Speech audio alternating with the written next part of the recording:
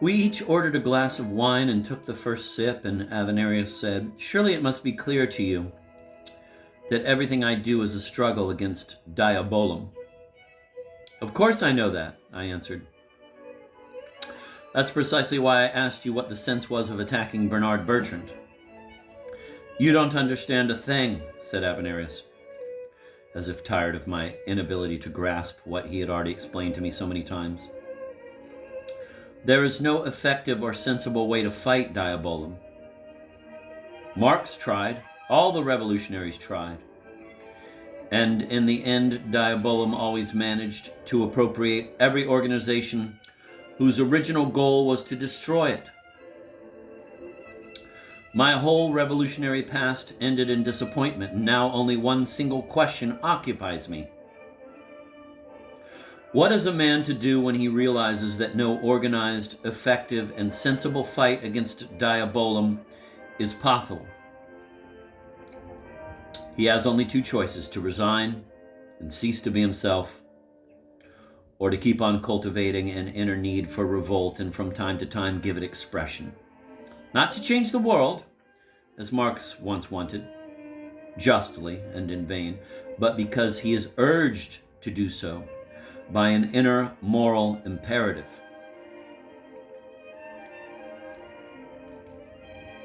Recently, I've been thinking about you. It's important for you, too, not to express your revolt merely through the writing of novels, which cannot bring you any true satisfaction, but through action. Today, I am asking you to join me at long last. All the same, it is unclear to me, I said, why an inner moral need drove you to attack a poor radio commentator. What objective reasons led you to do it? Why did you choose him and not someone else as a symbol of asininity?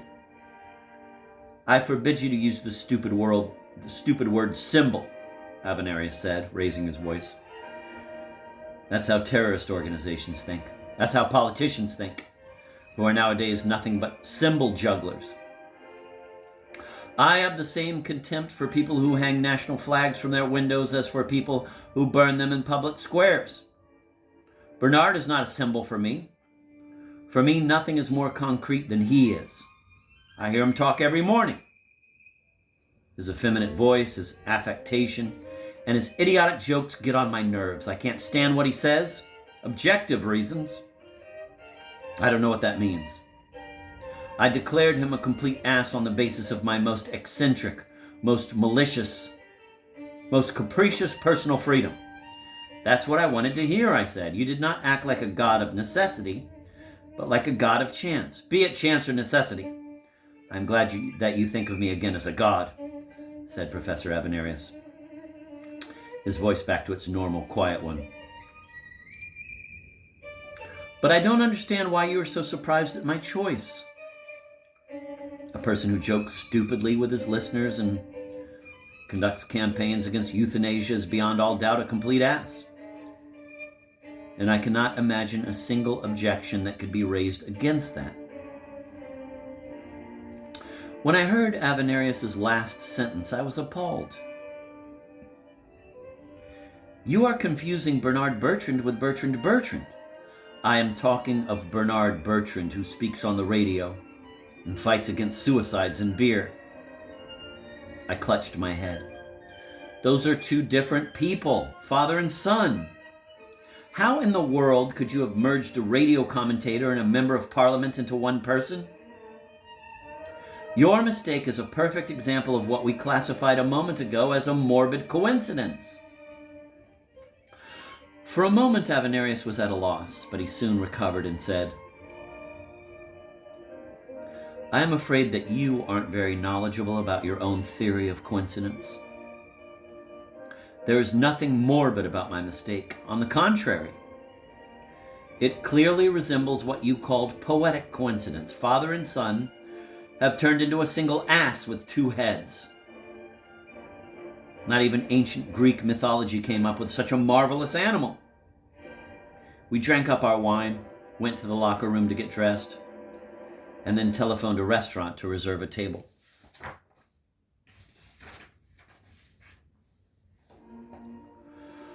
At the very same moment that Professor Avenarius was putting on his socks, Agnes was remembering the following sentence, quote, "Every woman prefers her child to her husband," end of quote.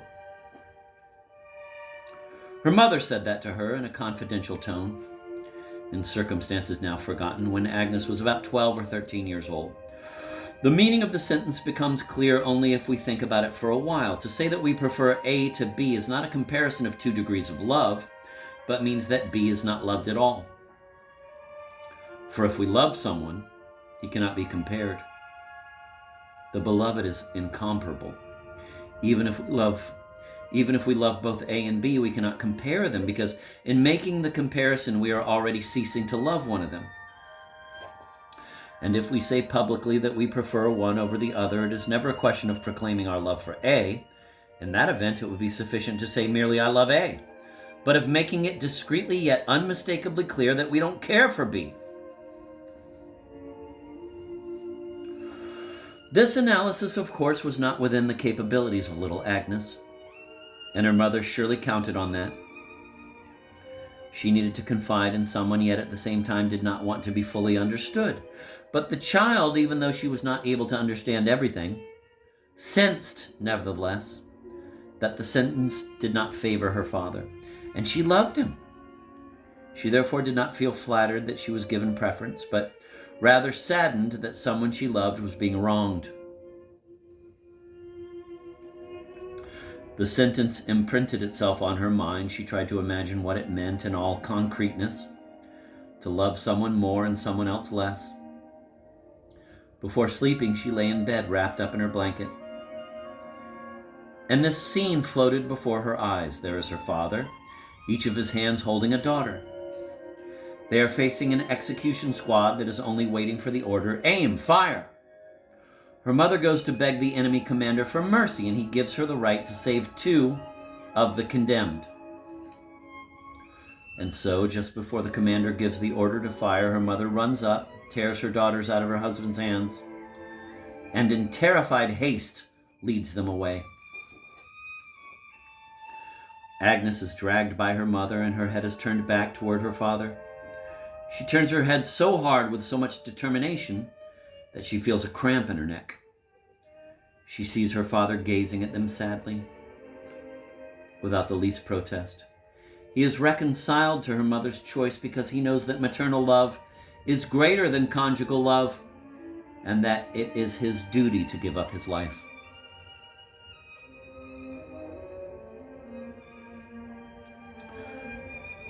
Sometimes she imagined the enemy commander giving her mother the right to save only one of the condemned.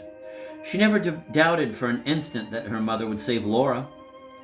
In her mind's eye, she saw the 2 of them left behind, she and her father, face to face with the firing squad. They held hands. At that moment, Agnes was not at all interested in what had happened to her mother and sister.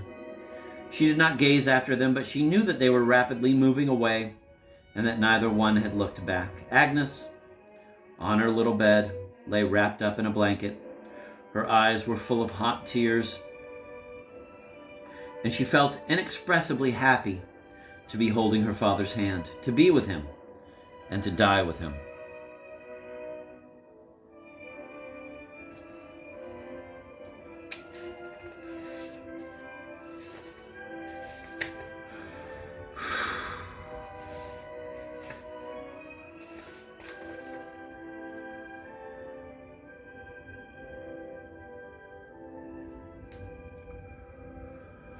Perhaps Agnes would have forgotten the execution scene if the 2 sisters hadn't quarreled one day when they surprised their father standing over a pile of torn photographs. Watching Laura shout at him, Agnes recalled that this was the same Laura who had left her alone with her father face to face. Laura, who had left her alone with her father to face a firing squad and had left without looking back. She suddenly realized that their conflict went deeper than she had been aware, and for that reason, she never mentioned the quarrel, as if afraid to give a name to something that should remain nameless, to wake something that should remain asleep. And so, when at that distant time her sister departed angry and in tears, and she remained alone with her father, she felt for the first time a strange sensation of fatigue that came from the surprising discovery. It is always the most banal discoveries that surprise us the most. That she would always have the same sister for the rest of her life. She might be able to change friends, to change lovers. If she wished, she would be able to divorce Paul, but she would never be able to exchange her sister. Laura was a constant in her life, which was all the more tiring for Agnes because from childhood on their relationship had been like a chase. Agnes ran in front with her sister at her heels.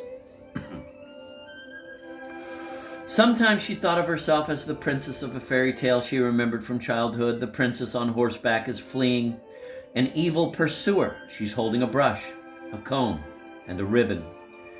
She throws the brush behind her and a thick forest springs up between her and the pursuer. She gains some time this way, but soon the pursuer is again in sight. She throws the comb behind her, and immediately it turns into sharp rocks. And when he is once more at her heels, she drops the ribbon, which unwinds behind her into a broad river.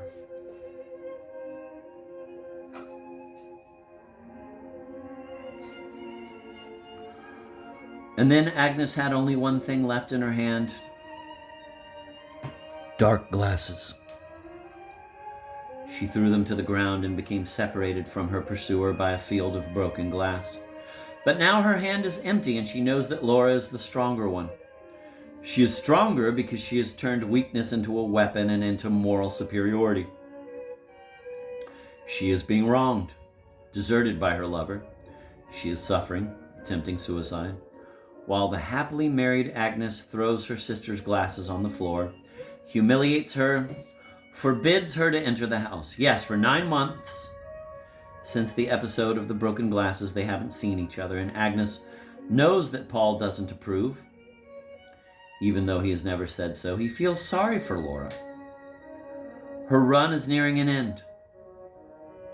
Agnes hears her sister's breath close at her back, and she knows she's about to lose. The sensation of fatigue is growing stronger. She no longer has the slightest desire to continue her run. She is not a racer. She never wanted to race. She didn't choose her sister. She wanted to be neither her model nor her rival. A sister is as much an accident in Agnes's life as the shape of her ears. She chose neither her sister nor the shape of her ears, and yet she is chained to this nonsensical coincidence all her life.